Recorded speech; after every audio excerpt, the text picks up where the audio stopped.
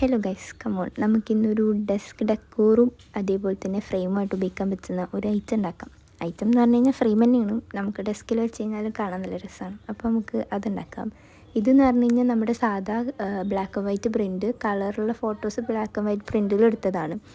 എൻ്റെ കയ്യിലൊരു പഴയ പൊട്ടിപ്പൊളിഞ്ഞ ഫ്രെയിം ഉണ്ടായിരുന്നു. അപ്പോൾ അതിൻ്റെ അളവിൽ കൊള്ളുന്ന ഒരു ക്യൂട്ടായിട്ടുള്ള ഒരു ഇമേജ് ആയിരുന്നു നോക്കി എടുത്തിട്ടുണ്ട്. ആൻഡ് ഈ ഫ്രെയിമിൽ നമുക്ക് ഒട്ടിച്ചെടുക്കണം. അതിന് വേണ്ടിയിട്ട് നമ്മൾ ഗ്ലൂഗൺ യൂസ് ചെയ്യുന്നു. ഗ്ലൂഗൺ യൂസ് ചെയ്തിട്ട് ഈ ഫ്രെയിം നല്ലപോലെ ഒട്ടിച്ചെടുക്കുന്നുണ്ട്. ഇതിൻ്റെ അളവിൽ ഇനി നമുക്ക് ആ പിക്ചർ കട്ട് ചെയ്തെടുക്കണം. ഈ പിക്ചർ കട്ട് ചെയ്യുമ്പം അതിന്മേൽ തട്ടിയില്ല എന്നുള്ള രീതിയിലാണ് ഞാൻ വരച്ചു കൊടുക്കുന്നത്. ഏകദേശം ഒരു അളവ് കിട്ടാൻ വേണ്ടിയിട്ടാണ്. എന്തായാലും ഇത് കട്ട് ചെയ്ത് അതിനനുസരിച്ചിട്ട് ലെവൽ ചെയ്ത് വെച്ച് നോക്കി ലെവൽ ചെയ്തിട്ടാണ് ഞാൻ കട്ട് ചെയ്തത്. അതിന് ശേഷം നോക്കിയപ്പോഴാണ് ഇതിൻ്റെ ബാക്കിൽ അഡ്ജസ്റ്റ് ചെയ്യുന്ന സാധനം എൻ്റെ കയ്യിലില്ല. അപ്പോൾ നമ്മൾ എന്ത് ചെയ്യും, നല്ല കട്ടിയുള്ള പേപ്പർ എടുത്തിട്ട് അതിൻ്റെ ബാക്കിൽ ഇതേപോലെ ഡബിൾ സൈഡ് ടൈപ്പൊക്കെ വെച്ച് ഒട്ടിച്ച് ഇങ്ങനെ ഞാൻ സെറ്റ് ചെയ്ത് വെച്ചു. ഇനി ഇത് ഇളകില്ല. അപ്പോൾ നമ്മുടെ ആദ്യത്തെ ഫ്രെയിം ഇവിടെ സെറ്റായിട്ടുണ്ട്. ഇത് ഇന്ത്യയിൽ ഉണ്ടായിരുന്ന ഫ്രെയിമാണ്. അപ്പോൾ നമുക്കിന്ന് DIY ആയിട്ടൊരു ഫ്രെയിമും കൂടി ഉണ്ടാക്കണമെന്ന് നോക്കാം. എന്തായാലും കാണിച്ചതിൻ്റെ ആവശ്യമൊന്നുമില്ല, കുറേ പേർക്ക് അറിയണ്ടാവും. എന്നാലും നമുക്ക് ഒരു DIY ഫ്രെയിമും കൂടി നോക്കാം.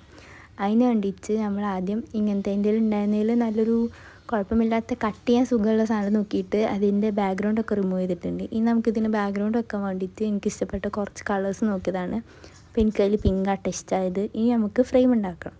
ഞാൻ 20x21 എന്നുള്ള ലെവലാണ് എടുത്തിട്ടുള്ളത്. ഇത് കട്ട് ചെയ്യുമ്പോൾ നോക്കുക, എല്ലാം 1 സെൻറ്റിമീറ്ററിലാണ് ഞാൻ ഡിസ്റ്റൻസ് എടുത്തിട്ടുള്ളത്. പിന്നെ ഇതിൽ വരച്ചിട്ടുള്ളത് ഇപ്പോൾ ഞാൻ കാണിച്ചില്ല, ആ സാധനം ശരിക്കും 2 വരക്കേണ്ട ആവശ്യമില്ല. ആദ്യം ഉണ്ടാക്കിയപ്പോൾ ഫ്ലോപ്പായിപ്പോയി.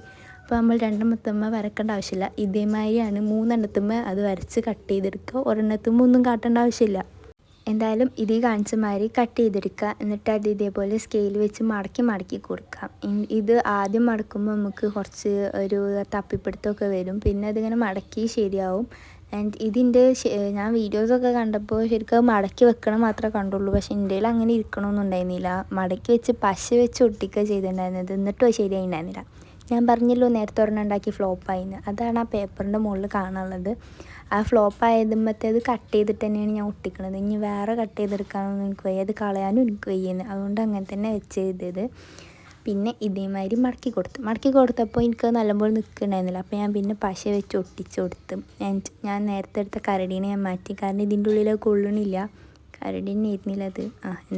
എന്തായാലും ഈ ക്യൂട്ടായിട്ടുള്ള നല്ല രസമുണ്ട് കേട്ടോ. ഇതിനെ കാണാൻ നല്ല കുഞ്ഞൊരു കുട്ടി. ഇതിന് ചെവി ഉണ്ടായിരുന്നു. ഈ ചെവി വെക്കുമ്പോൾ അത് ലെങ്ത്ത് കൂടുതലായിരുന്നു. അപ്പോൾ ഞാൻ അതിൻ്റെ ചെവി വെട്ടിക്കളഞ്ഞ്. എന്തായാലും ഇതാണ് നമ്മുടെ DIY 2 ഫ്രെയിമുകൾ. എനിക്ക് ഇഷ്ടപ്പെട്ട് കഴിഞ്ഞാൽ എന്തായാലും ലൈക്ക് ആൻഡ് സബ്സ്ക്രൈബ് ചെയ്യാൻ മറക്കണ്ട. Okay, by.